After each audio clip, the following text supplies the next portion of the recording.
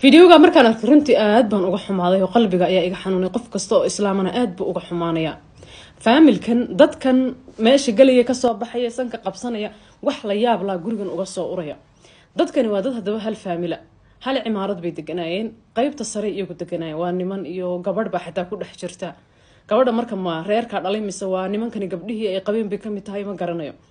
nimankan laakiin yaa uma dhahay meesha intay galaan ka soo baxaya hooyo bay leeyihiin dabaqan qaybihiisa sare deganayeen qaybta labaad qaybta saddexaad ayay deganayeen hooyada reerka dhashay oo hooyadii familka dhashay ayna qaybta ugu hooseysay qaybta dhulka oo qaybtan ay joogaan ay albaabkeeda furayaan bay deganeed hooyadan markii muddo 3 bari cidina uma soo degin qof walba intuu soo dago baxo danihiisa raacdo gurigiisa iska tagay hooyada 3 bari guriga ay degan tahay albaabkiisa carruurteedu may soo istaagin ba iyagoo hadda isku guri degan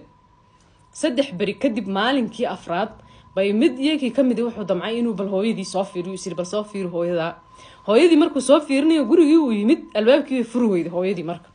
albaabkii buu garaacay way furi weyday kuwii kale u yeeray wuxuu yiri kaalay oo albaabkan ila jabiyay hooyo albaabka ma furaysay talo maxaa ku dhacay albaabkii baa la iskugu yimiday waa la jabiyay saas albaabkii markay u fureen waxba u soo uray marka urur baa u soo urtay hooyo aaway hooyo maxaa kugu dhacay hooyo maxaa guriga ka soo uray bay leeyihiin guriga gudaha markay u galeen waxay arkeen hooyadii intay dhimatay 3 bari ka hor meydkeedii uu isbedelay waxa soo urayaba uu yahay hooyada meydkeedii inna lillahi wa inna ilaahi raaji'uun miyana waxa wax qalbiga qofka la xanuuna ahayn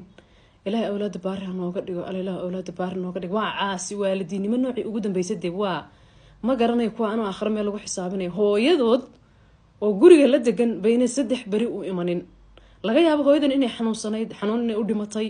laga yaabo inay intii kici kari weyday xataa inay biyo iyo cuntay wax soo qaadatay awoodi kari weyday gaajo u dhimatay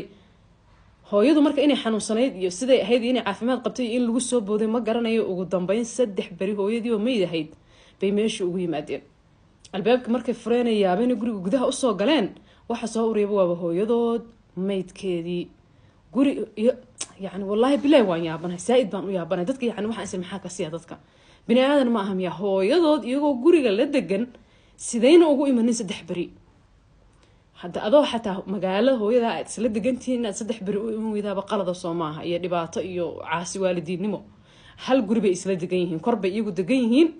maamaduna qaybta u hooseysa way soo degaan way baxaan way soo galaan hooyada gurigeeda qofna kuma leexanin ba 3 bari albaabkeeda lama furin ba 3 bari kadib markay u yimaadeen maalin afraadkii hooyadii mar hore dhimatay oo isbedeshay bay u yimaadeen wallahi waa caasi waalidiin kuwaas ubadkooda ilaahay caasi ha kaga dhigo inkaar Allah ku rido hooyadood gurigay ku dhimatay 3 bari kadib hadayba ogaanayaan wax khayr iyo faa'iido ay leeyihiin kuwaas ma lahayn ilaahay ubadka baar nooga dhigo yaa rab ilaahay ubadka baar nooga dhigo wallahi fiidiyowga aad baan uga qalbi xumaa